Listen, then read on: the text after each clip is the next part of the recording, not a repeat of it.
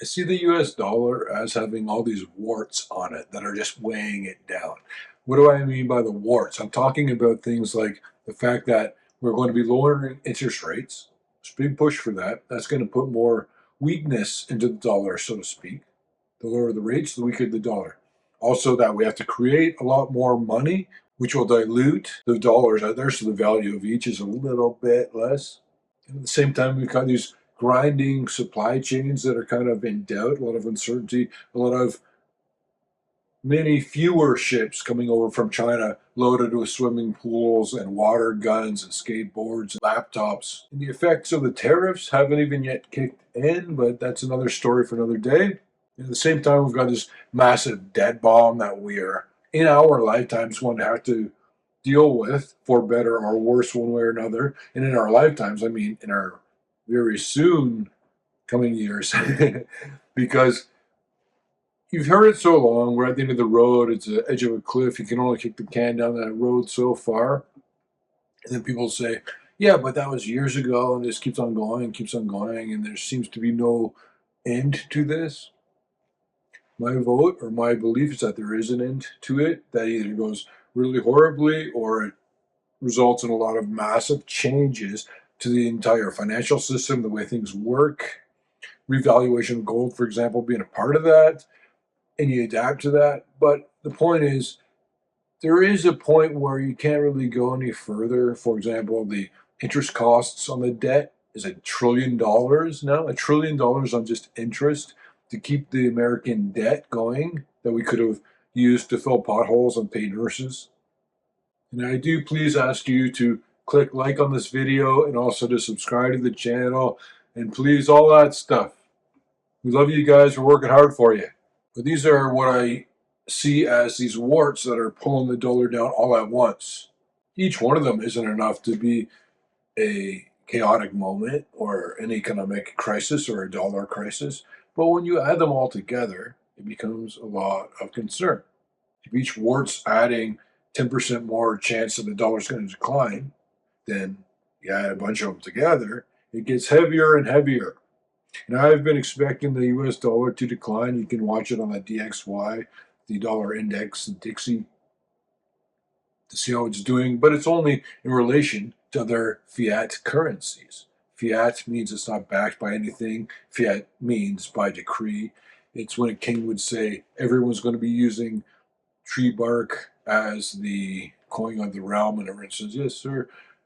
I don't know if these warts can be treated, but I do think that they're spreading, and I do think that they're increasing in size, and I do think at some point it's not a dollar anymore. It's just a piece of paper with a whole bunch of warts. This is why I am a proponent of getting into real money, which is precious metals, which is mainly gold. And if you get into real money, you don't need to worry about these wart-covered dollars. Were any of you worried about gold the other day because it went down, what, $45 or $60 or whatever? I bet you were. And I bet some of you thought, no, Peter Leeds has always said don't worry about gold. And this is back from when it was 1,000 and whatever. You would drop $20, people freak out. And now it's so much higher, you're going to see bigger moves anyways because the percentage or the size of the thing that's changing in price is so much greater than it was at 1,600 or whatever. But even so, and peace in Iran and Israel is the greatest thing in the world. That is so much better than if there hadn't been peace and then all these investments go up and then you have that cursed guilt profit. I don't like having cursed money around me. But I've told you for a long time now about the oil wars that are already ramping up pretty big all around the world. Clandestine oil wars, some more directly.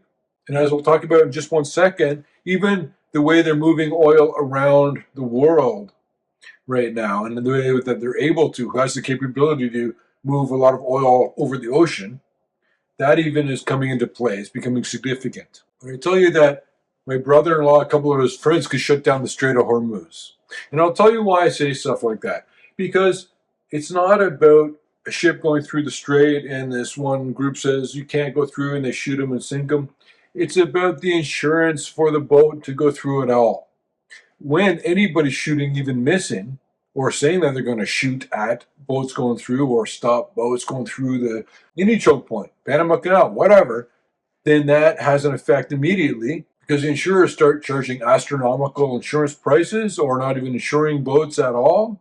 Kind of like when the west coast of America catches fire and then the insurance companies are like, oh, it's too dangerous here, so we're not going to insure people here anymore. Or in the barrier islands in the Gulf of Mexico where it's disposable housing, basically, for a lot of these places. But you know those big oil tanker ships going across the ocean, which is the most effective and least expensive way to move oil worldwide? Even better than train, better than pipeline. And pipelines, actually, speaking of that, are actually a vulnerable target. It's easy to take out a pipeline. My brother-in-law and a couple of his buddies could do it. But of those tanker ships, China has, I think it's 5,000 floating around with Chinese crews or crews from Southeast Asia who mainly are more loyal to China than to America, say, but they might be from Indonesia, they might be from Malaysia, they might be from what? Meanwhile, in America, we've got about 200 freight vessels, and only about 100 of them, less than 100, actually are for oil. So compare that to China, who just has this entire armada.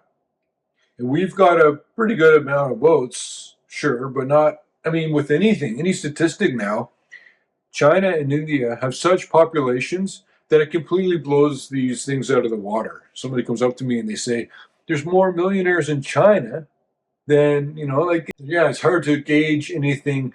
That's why I use things like financial ratios. When you divide one number by another number, you can compare companies of different size. So you can say, wow, Microsoft is more efficient than this little $10 million company here, or less efficient, or they make more money from the money that they bring in or per employee. And you can compare them straight up, even though one company is many times greater.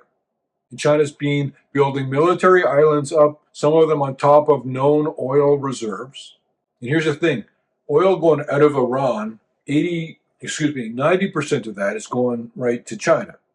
How much? This is a year old or two. It's not fresh data because it takes a while, right? $560.63 million, 2022, in US dollars value of oil going from Iran into China. That was 1 year, and it's not any different now.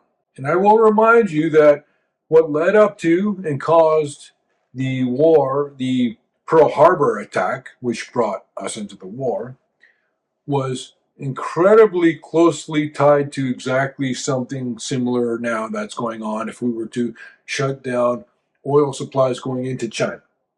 They choked off resources going into Japan. That led to Pearl Harbor. And you saw what happened the other day when Trump, and I got to say something good about Donald Trump in a second, when the bombs dropped and the price of oil spiked, and right away, one of the email exclusive alerts I sent out that the UN was having an emergency meeting. All the countries all of a sudden, poof, right there talking about what are we going to do about oil. That's how much they care. It's not about the war. It's not about the life or the death. It's about oil. They panicked. But it's so good. I was going to say about Donald Trump. You guys know I'm not a Donald Trump fan because I don't like him as a person. But I was talking to my parents yesterday and I was saying to them, they're huge Trump fans. And I said, I guarantee that there was literally no other politician, and that's what it is. He's not a politician. No other politician who would have done that military strike. Not one. Name anybody. Think about all of them. Either party, nobody would have done that. And I also think it was a pretty good idea.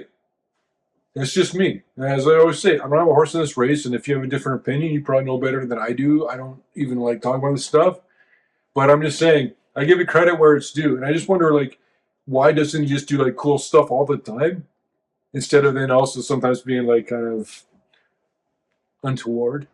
But if you're looking for a reason why wars are going to flare up again, you got not next year, but the year after that is the 100th anniversary of the Chinese PLA party. And that is seen as a very likely time, higher percentage probability time of the actual action against Taiwan from mainland China. But if Texas wanted to break away from America, This would be equivalent to China acting like they have some kind of involvement in Texas. And then they're going to go to war with us over Texas.